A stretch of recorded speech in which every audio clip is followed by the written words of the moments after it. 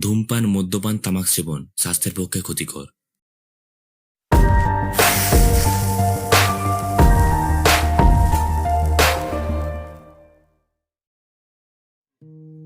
নমস্কার, অডিও বুকে আপনাদের সবাইকে স্বাগত জানাই। অডিও বুক পরিবেশিত প্রথম সিরিজটির নাম হলো আমার প্রেমের ডায়েরি।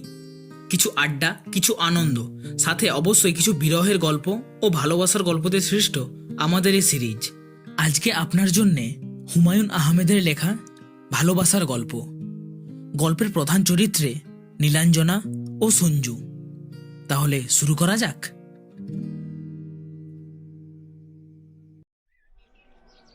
নীলু কঠিন মুখ করে বলল, কাল আমাকে দেখতে আসবে।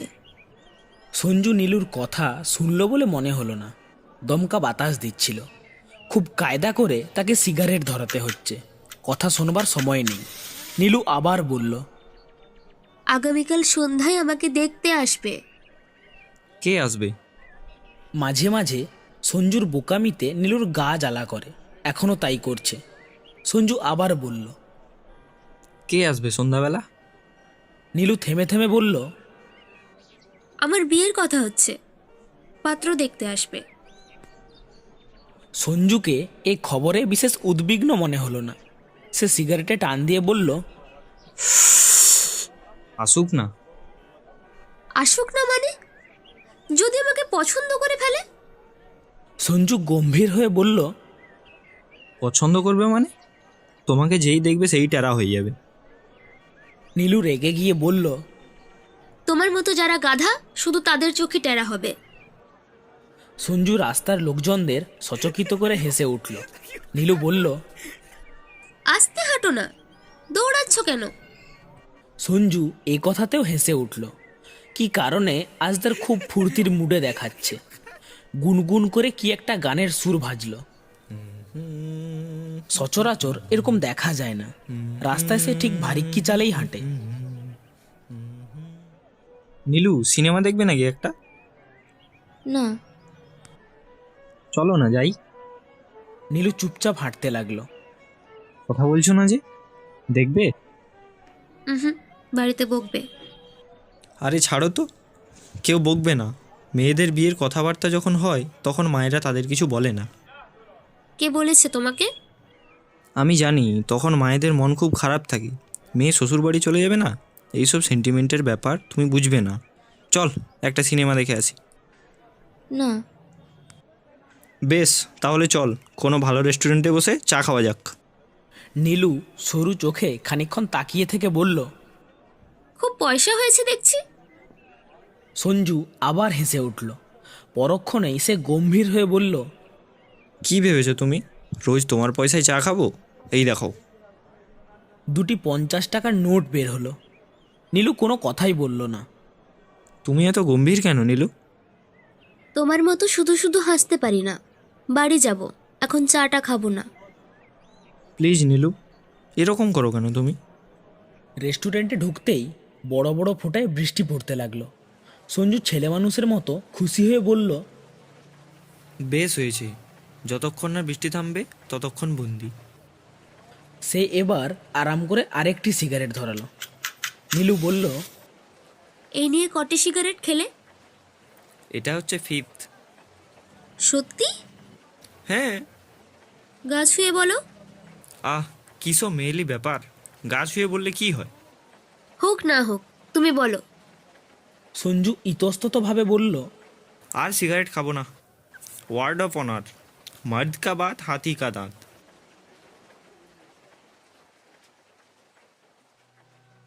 তারা রেস্টুরেন্ট থেকে বেরোলো সন্ধ্যার ঠিক আগে আগে। বৃষ্টি নেই, নিয়ন আলো ভেজা রাস্তা চিকমিক করছে। সঞ্জু বলল, রিক্সা করে একটু ঘুরবে নীলু? হুম। বেশ, চলো রিক্সা করে তোমাকে ধর্মতলা পর্যন্ত এগিয়ে দিয়ে আসি। হ্যাঁ, পরে কেউ দেখুক। সন্ধ্যাবেলা কে আর দেখবে, একটা রিক্সা ডাকি? আচ্ছা, ডাকো। রিকশায় উঠতে গিয়ে সঞ্জু দেখল নীলুর চোখ দিয়ে জল পড়ছে। সে দারুণ অবাক হয়ে গেল। কি ব্যাপার নীলু? খুব খারাপ লাগছে। কাল যদি ওরা আমাকে পছন্দ করে ফেলে? সঞ্জু জোর গলা হেসে উঠল। করুক না পছন্দ, আমরা কোর্টে বিয়ে করে ফেলবো। তারপর আমাকে তুলবে কোথায়, খাওয়াবে কি? দুটি টিউশনি ছাড়া আর কি আছে তোমার? এমএ ডিগ্রিটা আছে, সাহস আছে, আর আর কি? আর আছে ভালোবাসা। নীলু এবং সঞ্জু দুজনেই এবার একত্রে হেসে উঠল। সঞ্জু অত্যন্ত প্রফুল্লের সঙ্গে আরেকটি সিগারেট ধরালো। নীলু মৃদু স্বরে বলল, এই তোমার সিগারেট ছেড়ে দেওয়া? ফেলো এক্ষুনি। এটাই লাস্ট ওয়ান। উহুম। সঞ্জু সিগারেট ছুঁড়ে ফেলল রাস্তায়। পাত্রপক্ষ দেখতে আসবে সন্ধেবেলা, কিন্তু তোড়জোড় শুরু হলো সেই সকাল থেকে। নীলুর বড় ভাই এই উপলক্ষে সে অফিসও যায়নি। নীলুর ছোট বোন বিলিও স্কুলে গেল না। এই বিয়ের যিনি উদ্যোক্তা, নীলুর বড় মামা, তিনিও সাত সকালে এসে হাজির হলেন। নীলু তার এই মামাকে খুব পছন্দ করে, কিন্তু আজ যখন তিনি হাসি মুখে বললেন, কি রে নীলু, কি খবর তোর? তখন নীলু শুকনো মুখেই বলল, ভালো। মুখটা এমন হাঁড়ি করে রেখেছিস কেন? তোর জন্য একটা শাড়ি এনেছি, দেখ তো পছন্দ হয় কিনা। শাড়ি কি জন্যে মামা? আনলাম একটা ভালো শাড়ি, এই শাড়ি পরে সন্ধ্যাবেলায় ওদের সামনে যাবি। নীলু নিঃশব্দে ঘর ছেড়ে এলো। রান্নাঘরে নীলুর বৌদি রেহানা মাছ কাটছিল। কলেজ যেদিন ছুটি থাকে সেদিন নীলু রান্নায় সাহায্য করে। আজ নীলু দেখল বৌদির মুখ গম্ভীর। নীলু পাশে এসে বসতেই সে বলল, তোমার ভাই কাল রাতে আমাকে একটা চড় মেরেছে, তোমার বিশ্বাস হয় নীলু? নীলু স্তম্ভিত হয়ে গেল। রেহানা বলল, তুমি বিয়ে হয়ে চলে গেলে আমার কেমন করে জীবন কাটবে? নীলু বলল, দাদাটা একটা অমানুষ, অভাবে অভাবে এরকম হয়েছে বৌদি, তুমি কিছু মনে করো না। না, মনে করবো কি, আমার এত রাগ ঢাক নেই। দুজনে অনেকক্ষণ চুপচাপ বসে রইল। রেহানা এক সময় বলল, তোমার ভাই 5 টাকা মানত করেছে, তোমাকে যদি ওদের পছন্দ হয় তবে 5 টাকা ফকিরকে দেবে। নীলু কিছু বলল না। রেহানা বলল, পছন্দ তো হবেই, তোমাকে পছন্দ না করলে কাকে করবে? তুমি কি আর আমার মতো? কত মানুষ যে আমাকে দেখলো নীলু, কেউ পছন্দ করে না, শেষকালে তোমার ভাই পছন্দ করলো। সুন্দর টুন্দর তো সে বোঝে না। নীলু চুপচাপ বসে রইল। রেহানা বলল, চা খাবে? তোমাকে চা খাওয়াবার সুযোগ কি আর হবে? বড় লোকের বউ হবে। মামা বলেছিলেন ওদের নাকি 2টি গাড়ি, একটা ছেলেরা ব্যবহার করে, একটা বাড়ির মেয়েরা। নীলু চুপচাপ বসে রইল। রেহানা বলল, ছেলেরা কাকু হাইকোর্টের জজ। হাইকোর্টের জাজ দিয়ে আমি কি করব ভাবি? তুমি যে কি কথা বলো নীলু, হাসি লাগে। দুপুর থেকে নীলুর দাদা গম্ভীর হয়ে ঘুরে বেড়াতে লাগলেন। তাকে খুব উদ্বিগ্ন মনে হলো। নীলু ভেবে পেল না এই সামান্য ব্যাপারে দাদা এত চিন্তিত হয়ে পড়েছে কেন। একটি ছেলে মোটা মাইনের চাকরি করলে এবং ঢাকা শহরে তার ঘরবাড়ি থাকলেই এরকম করতে হয় নাকি? অকারণে রেহানা নীলুর দাদার কাছে ধমক খেতে লাগলো। বললাম একটা ফুলদানিতে ফুল এনে রাখতে, এই বুঝি ঘর পরিষ্কার নও না? টেবিল ক্লথটাও ইস্ত্রি করে রাখতে পারোনি? নীলুর বড় মামা অনেকবার তাকে বুঝালেন কি করে মাথায় ঘোমটা দিয়ে ঘরে ঢুকতে হবে, নম্র ভঙ্গিতে চা এগিয়ে দিতে হবে, কিছু জিজ্ঞাসা করলে খুব কম কথায় উত্তর দিতে হবে। নীলুর রীতিমতো কান্না পেতে লাগলো। সাজগোজ করবার জন্য মামি এলেন বিকেলবেলায়। সন্ধ্যা হবার আগেই নীলু সেজেগুজে বসে রইল। সমস্ত ব্যাপারটি যেরকম ভয়াবহ মনে হয়েছিল সেরকম কিছুই হলো না। ছেলের বাবা খুব নরম গলায় বললেন, মা, তোমার নাম কি? নীলাঞ্জনা। খুব কাব্যিক নাম, কে রেখেছে? বাবা। তিনি আর কিছুই জিজ্ঞাসা করলেন না। দেশের বর্তমান অবস্থা সম্পর্কে নীলুর মামার সঙ্গে কথা বলতে লাগলেন। ছেলে নিজেও এসেছিল। নীলু তার দিকে চোখ তুলে তাকাতেও পারল না। চা পর্ব শেষ হওয়ার পর নীলু যখন চলে আসছে তখন শুনল একজন ভদ্রমহিলা বলছেন, খুব পছন্দ হয়েছে আমাদের। আগস্ট মাসে বিয়ে দিতে কি আপনাদের কোনো অসুবিধা আছে? নীলুর কান ঝাঁঝা করতে লাগলো। রেহানা রান্নাঘরে বসেছিল, নীলুকে দেখেই বলল, টিপটা ভেঙে দু টুকরো হয়েছে। তোমার ভাই শুনলে কি করবে ভেবে আমার গলা শুকিয়ে যাচ্ছে। কি অলক্ষণ! ও মা, কাঁদছো কেন? কি হয়েছে? নীলু প্রায় দৌড়ে এসে তার বৌদিকে জড়িয়ে ধরে ফুঁপিয়ে উঠল। বৌদি, আমি সঞ্জুকেই বিয়ে করব। আমার মরে যেতে ইচ্ছে হয়। তুমি দাদাকে বলো বৌদি। আমার সাহস হয় না। হায় রে, কি করি? চুপ নীলু, চুপ। ভালো করে সব ভাবো। এখনই জানাজানির কি দরকার? আমি ভাবতে পারি না ভাবি। নীলু এ কয়েকদিন কলেজে যায়নি। দিন 7 পর যখন প্রথম গেল, ক্লাসের মেয়েরা অবাক হয়ে বলল, বড় রোগা হয়ে গেছিস তুই, অসুখ বিসুখ নাকি? সে চুপ করেই রইল। কেমন গোলগাল মুখ ছিল তোর, এখন কিরকম লম্বাটে হয়ে গেছে, কিন্তু বেশ লাগছে তোকে ভাই।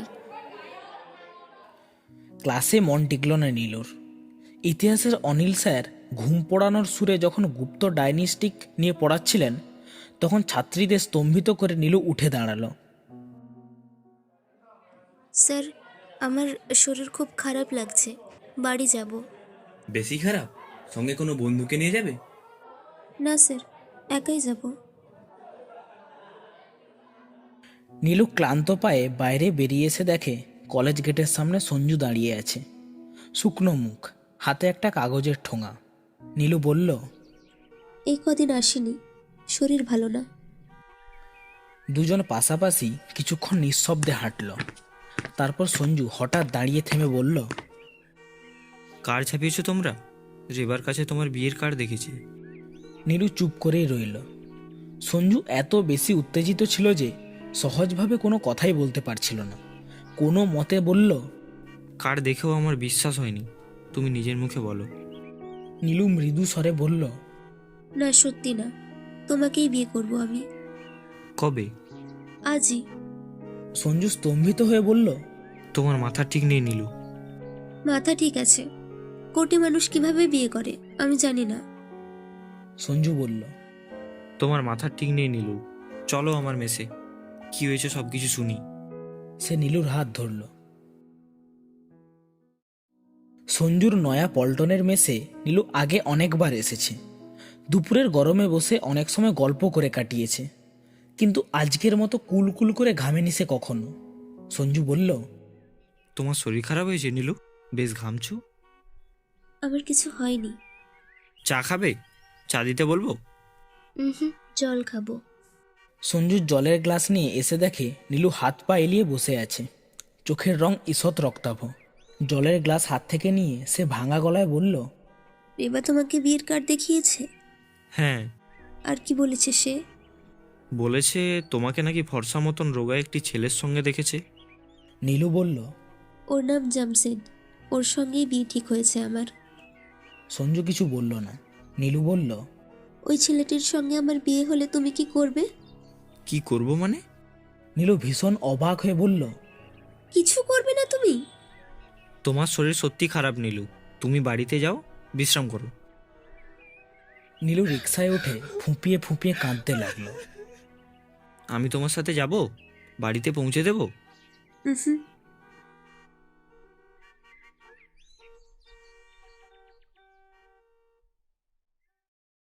নীলু বাড়িতে পৌঁছে দেখে অনেক লোকজন। হিরণপুর থেকে কাকুরা এসেছে। বিয়ে উপলক্ষে বাড়িতে তুমুল হইচই। নীলু আলগাভাবে ঘুরে বেড়াতে লাগলো। সন্ধ্যায় চা খেতে বসে সোজা কাকুর হাসির গল্প শুনে উঁচু গলায় হাসলো।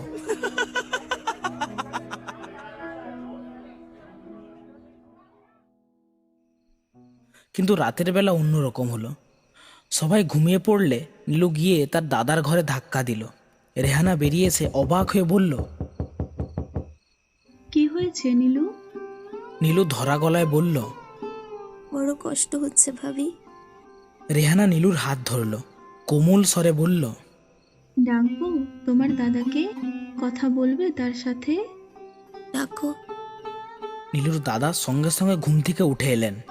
অবাক হয়ে বললেন, কিরে নীলু, কিছু হয়েছে? নীলু বলল, কিছু হয়নি দাদা, তুমি ঘুমাও। তার চোখ দিয়ে জল পড়তে লাগলো।